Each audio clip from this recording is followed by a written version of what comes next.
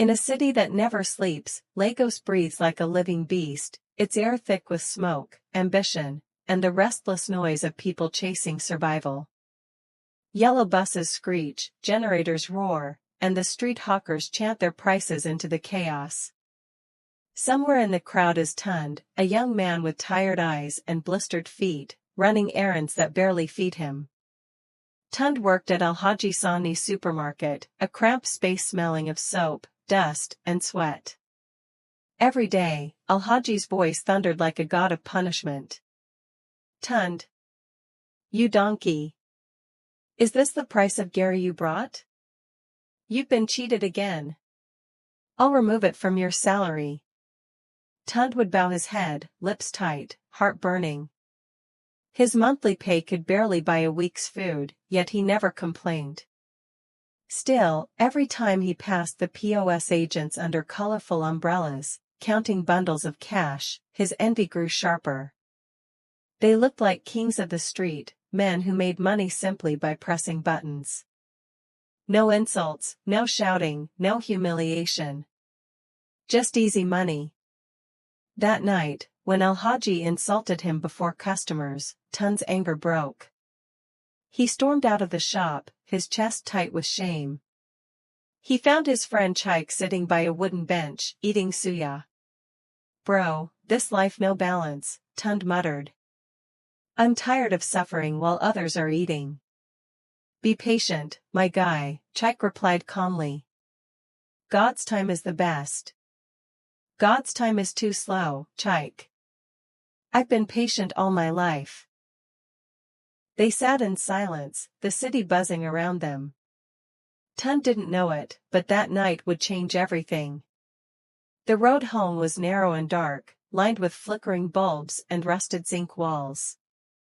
As Tunde walked past a row of locked shops, he noticed an old woman sitting by a small, smoldering fire. Her eyes glowed faintly in the dark, steady, unblinking. "You are looking for a way out," she said, her voice soft but deep. "What?" Tunde froze. "Who are you?" "Someone who can help you eat." From the shadows, she pulled out an old POS machine. It looked ancient, with scratches and a dull, green screen that seemed to pulse like it was breathing. "I don't have money to buy another problem, Mama," he said. "You don't buy it," she replied. "You accept it. The machine will feed you. But remember." She leaned forward, eyes gleaming. "For every credit, there must be a debit. The ledger must always balance." Her words sounded like a proverb or a curse. But Tunde's hunger for success drowned out the warning. He reached for the machine. The moment he touched it, a cold jolt ran through his arm. The woman smiled, revealing missing teeth, and whispered, "Your time has come." By morning, Tunde had set up his own umbrella near the bus stop. He borrowed a chair, painted a signboard, "Tunde POS, no network walla." His first customer was a rude, impatient man. "I hope this your POS no go decline oh," the man snapped. "Try Tunde said confidently. The customer transferred 10,000 Nigerian naira. The transaction went through instantly. The receipt printed with a strange hiss, and for a second, Tunde saw a gray mist rise from the man's body and vanish into the machine. The customer blinked, looking suddenly weak. Tunde shivered but said nothing. That day, he made more money than he ever had in a week. His business exploded. No network issues, no downtime. Even on bad days, when every other agent complained, Tunde's POS worked like magic. He moved into a better room, bought new clothes, even sent money to his mother. People started saying, "Go to Tunde.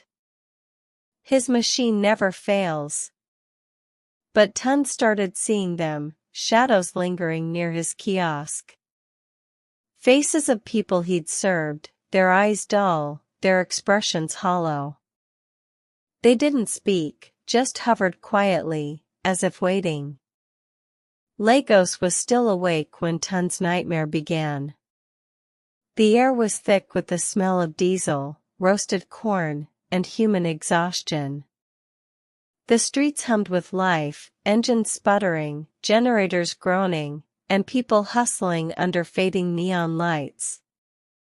But in one corner of the city, beneath a fading umbrella labeled Tunde POS, fastest in Lagos, something unnatural stirred. For weeks, Tunde had been living in quiet horror. What began as a blessing had become a curse too heavy for his soul to bear. The old woman's words, "For every credit, there must be a debit. The ledger must always balance," echoed endlessly in his mind. Now he understood. Every time someone pressed their card into his machine, a fragment of their life slipped away, unseen, silent, irreversible. Their laughter dimmed, their eyes lost their shine, their steps grew slower. And in return, his bank account grew fat with cash. But Tunde's nights were no longer his own. He couldn't sleep without hearing whispers, soft, broken voices calling from beyond the veil. They came from the corners of his room, from the shadows under his bed, from inside the glowing green screen of the POS machine itself. "Why did you take my laughter? I can't remember my daughter's face. So cold." Each voice was a soul he'd unknowingly drained, and they gathered around him like smoke, waiting, watching. After that day, Tunde stopped opening his shop. Yet the machine hummed even when unplugged, glowing faintly in the dark. People came of their own accord, drawn as if summoned, and he couldn't stop them. Each time someone pressed their card, Tunde felt it, the pull, the drain, the exchange of energy for naira. He screamed, begged, tried to push them away, but the POS seemed to whisper in their minds, "Come.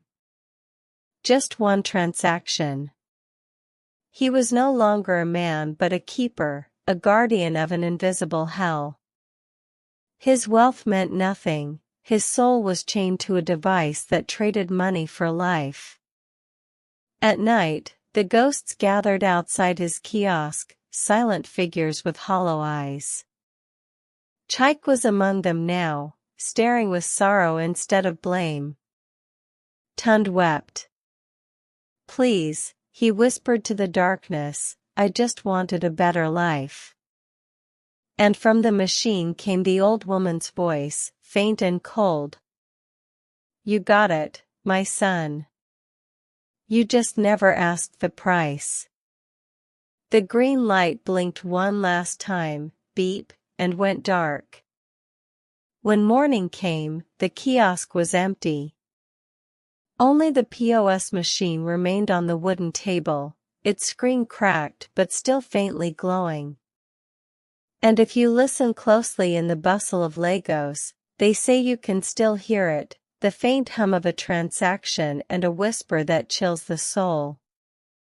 For every credit, there must be a debit. The ledger must always balance. One night, when the whispers became screams, Tunde snapped. He dragged the POS machine out to the back of his shop, his heart pounding. His reflection flickered in its dull green glow. "You won't take anyone else," he shouted, raising a hammer over his head. But before the blow could fall, his arm stopped, frozen midair by a force he couldn't see. A cold wind howled through the alley, and the whispers became a chorus of pain inside his skull. The hammer slipped from his hand as invisible hands gripped his wrist. "Why did you take my joy? Give me back my memories. My children, my voice." He fell to his knees, clutching his head. Tears streamed down his face as the realization hit him like fire. The machine was no longer separate from him. It was part of his being, an extension of his own greed and despair. It pulsed faintly, the green light now mirrored in his eyes. The next morning, Chaik came to find him. He hadn't seen Tunde in days. The once vibrant, energetic young man now looked like a shadow, skin pale, eyes hollow, clothes hanging loose on his thinning frame. "Tunde, you look like death," Chaik exclaimed, stepping closer. "This money, this hustle, it's killing you. Close this shop before it finishes you." Tunde shook his head violently, voice cracking. "I can't, Chaik. You don't understand. It won't let me stop."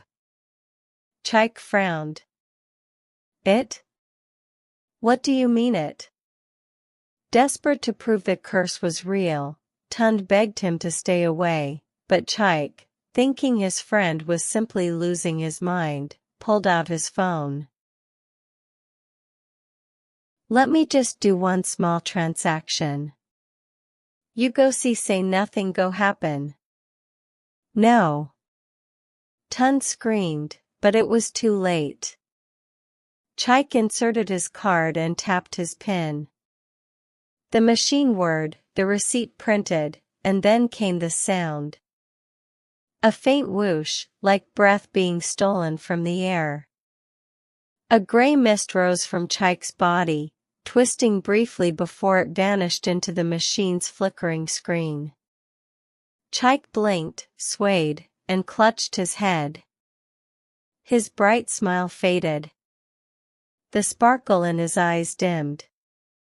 "Tunde. I feel tired," he murmured.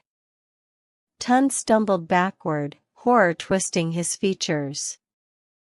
The friend who had once fed him, encouraged him, and kept him sane, was now hollowed out. The prisoner of the POS. After that day, Tunde stopped opening his shop. Yet the machine hummed even when unplugged, glowing faintly in the dark. People came of their own accord, drawn as if summoned, and he couldn't stop them. Each time someone pressed their card, Tunde felt it, the pull, the drain, the exchange of energy for naira. He screamed, begged, tried to push them away, but the POS seemed to whisper in their minds, "Come. Just one transaction."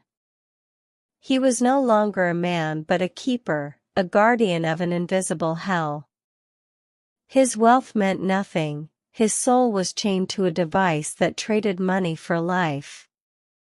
At night, the ghosts gathered outside his kiosk, silent figures with hollow eyes.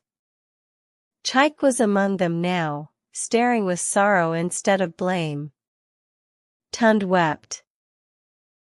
"Please," he whispered to the darkness, "I just wanted a better life." And from the machine came the old woman's voice, faint and cold. "You got it, my son. You just never asked the price." The green light blinked one last time, beep, and went dark. When morning came, the kiosk was empty. Only the POS machine remained on the wooden table, its screen cracked but still faintly glowing. And if you listen closely in the bustle of Lagos, they say you can still hear it, the faint hum of a transaction and a whisper that chills the soul. For every credit, there must be a debit. The ledger must always balance. The nights in Lagos had never felt so heavy. Once, Tunde loved the hum of the city, the endless voices, the generator buzz, the neon lights blinking like restless stars. But now, the same city seemed to breathe against him.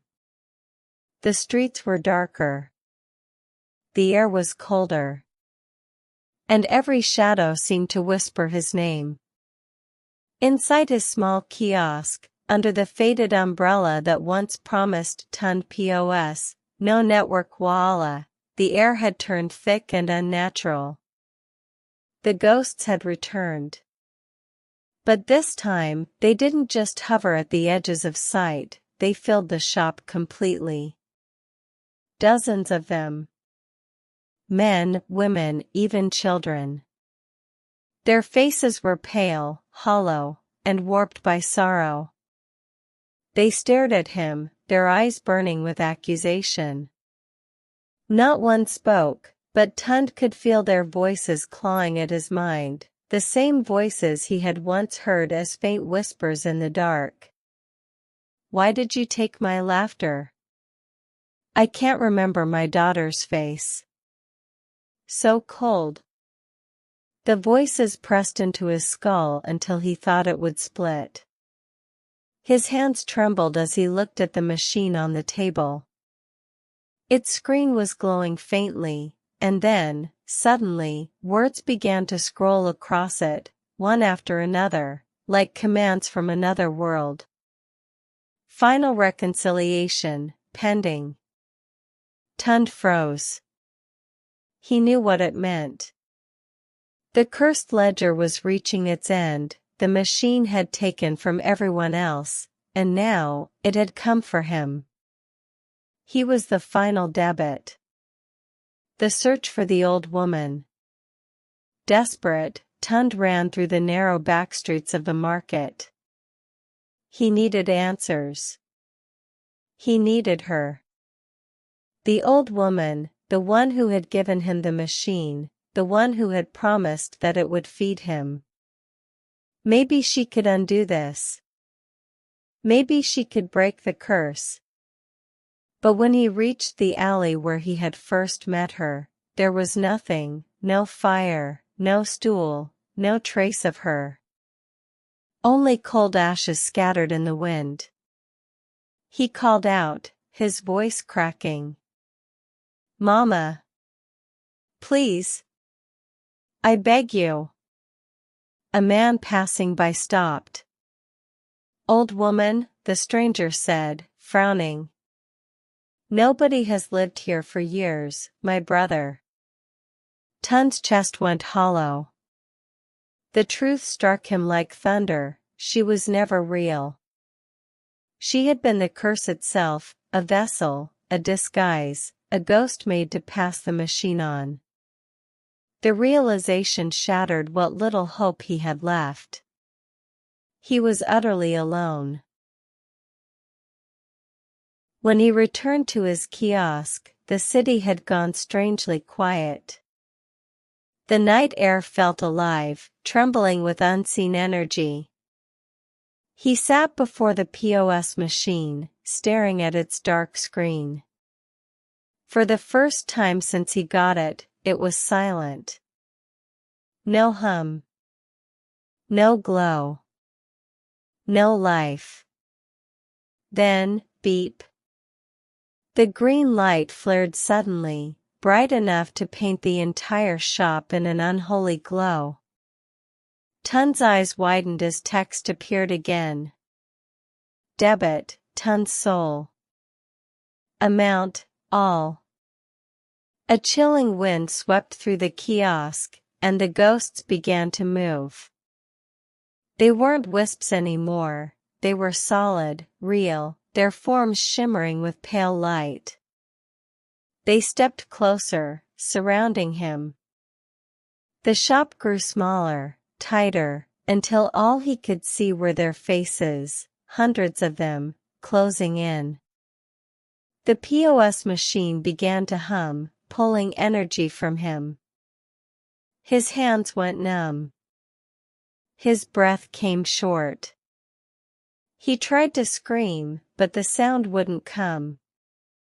He felt it, his memories slipping away, one by one. His mother's smile. His childhood laughter. The warmth of Chike's friendship.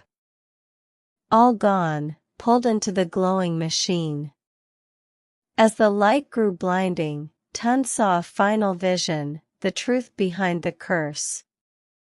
The old woman was once like him, young, desperate, hungry for success. The machine had fed her until it consumed her soul. Then, like a virus, it used her to find a new host. Now, he understood. The chain would never end. The machine didn't just take lives, it created keepers, eternal salesmen trapped between worlds, doomed to offer false hope to the next dreamer. The new beginning. When the sun rose over Lagos the next morning, the world went on as usual. The market bustled. Buses honked. The hustle continued.